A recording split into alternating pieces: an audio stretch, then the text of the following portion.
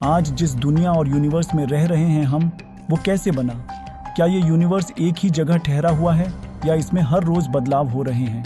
इन दोनों सवाल के जवाब बिग बैंग थ्योरी से मिलते हैं। बेल्जियम के वैज्ञानिक जॉर्जेस लेमेत्रे ने 1927 में इस सिद्धांत का प्रस्ताव दिया था। लेमेत्रे के बिग बैंग थ्योरी के मुताबिक आज से करीब 13.8 अरब साल पहले ब्रह्मांड एक बिंदु में सिमटा हुआ था। इस बेहद गर्म बिंदु में एक विस्फोट के बाद इसके कण कण फैलने शुरू हुए, जिससे हमारा यूनिवर्स बनता गया और आज भी इस यूनिवर्स में विस्तार जारी है।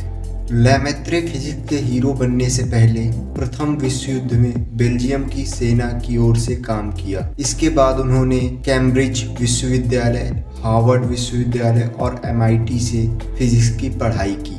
साल 1927 में उन्होंने बिग बैंग थ्योरी का प्रस्ताव दिया था। मशहूर वैज्ञानिक एडविन हबल ने इस थ्योरी को परखा और प्रमाणित किया था। लेमेत्रे ने आइंस्टीन की थ्योरी ऑफ रिलेटिविटी की भी मदद ली। शुरू में आइंस्टीन लेमेत्रे के काम से प्रभावित नहीं थे। बाद में आइंस्टीन उनके काम से इतना प्रभावित हुए कि उन्होंने 1934 में फ्रैंकी पुरस्कार के लिए उनका नाम नामित किया। बिग बैंग थ्योरी को देखकर लेमेत्रे अपना काम कर चुके थे। बाद में एडविन हबल ने इसे विस्तार से समझाया।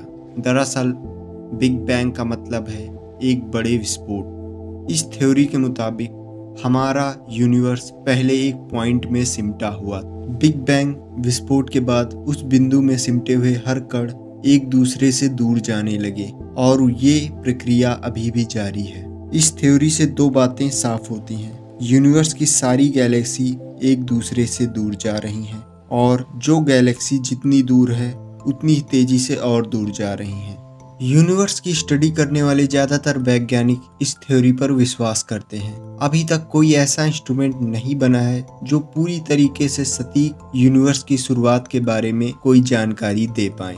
हालांकि वैज्ञानिक कॉस्मिक माइक्रोवेव बैकग्राउंड सिद्धांत के जरिए यूनिवर्स के लगातार विस्तार को देख सकते। कुछ वैज्ञानिक बिग बैंग को खारिज करते आ रहे हैं। मैथमेटिकल फार्मूला और मॉडल्स पर आधारित इसी थ्योरी की मदद से यूनिवर्स को समझने की कोशिश की जा रही है। अब एक चीज और हमारे दिमाग में आती है, बिग बैंग से पहले क्या था? डार्क मैटर, ब्लैक होल से लेकर ब्रह्मांड की कई परतें खोलने वाले वैज्ञानिक स्टीफन हॉकिंग का मानना है कि बिग बैंग से पहले कुछ था ही नहीं। उनका मानना है कि आइंस्टीन की थ्योरी ऑफ रिलेटिविटी के मुताबिक स्पेस और टाइम समीकरण मिलकर ही लगातार स्पेस और समय को बनाए रखते हैं। उनका मानना है कि आइंस्टीन की थ्योरी ऑफ रिलेटिविटी के मुताबिक स्पेस और टाइम का समीकरण मिलकर ही लगातार स्पेस और समय को बनाए रखते हैं। ये कभी नहीं रुकने वाली प्रक्रिया है।